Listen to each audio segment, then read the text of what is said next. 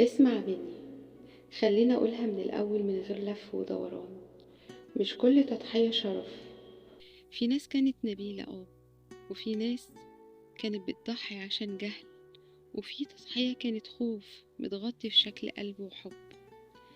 احنا اتربينا ان التضحية فضيلة مطلقة، ان الانسان اللي بيستحمل كتير يبقى حد جدع وابن ناس، واللي يسكت اكتر يبقى اطيب حد في الدنيا، واللي يكسر نفسه علشان غيره بيكون انسان نضيف قوي.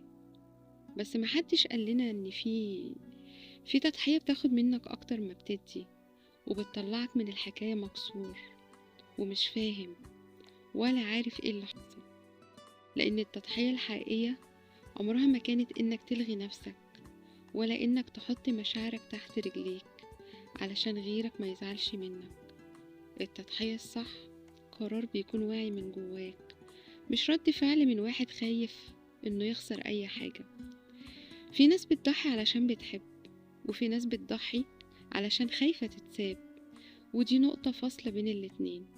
لأن اللي بيضحي من الحب بيبقى ثابت من جواه، واللي بيضحي من الخوف بيفضي نفسه واحدة واحدة لحد ما بيفضلش منه أي حاجة غير الكسرة والتعب والقهر والحزن.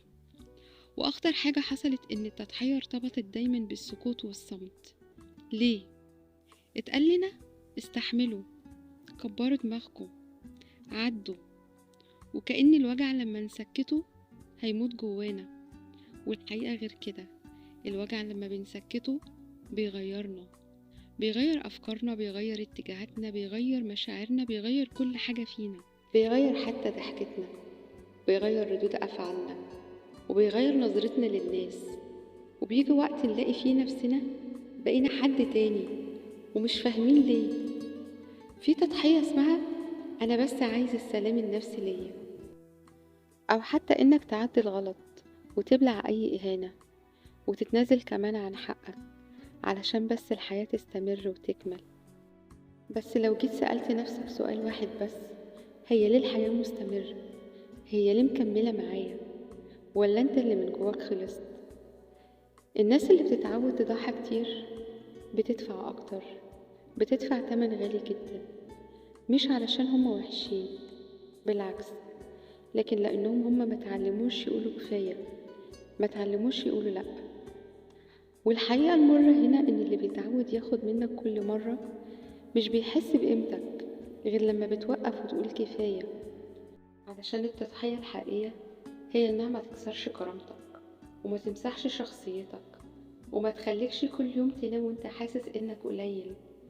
ولو التضحية خلتك في يوم من الأيام متلخبط أو متوجع أو ساكت عن حقك، حاسس إنك تقيل حتى على اللي حواليك، فده مش تضحية، دي خسارة، وهي خسارتك لنفسك.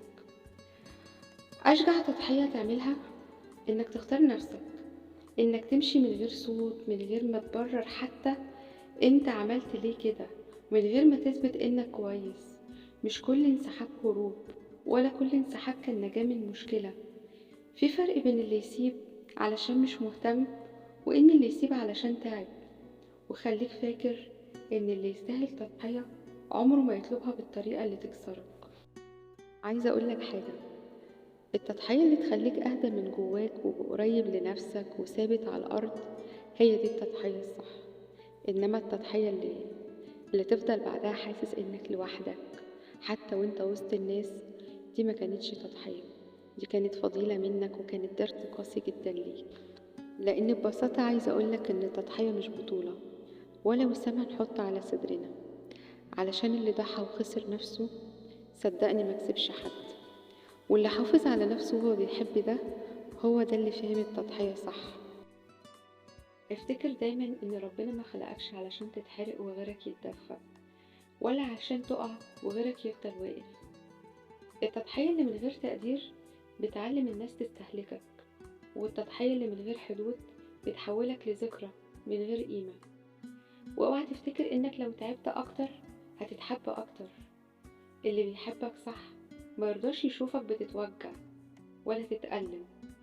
وفي حكمة كانت بتقول مش كل اللي استغنى كان أناني، وفي ناس اختارت نفسها علشان تفضل إنسان.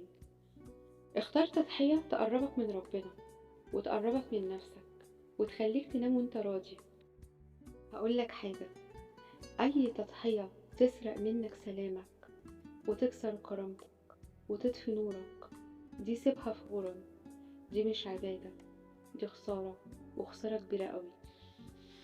دي كانت لمسة روح النهاردة عن التضحية. كنت معاكم سحر علي، والسلام عليكم ورحمة الله وبركاته.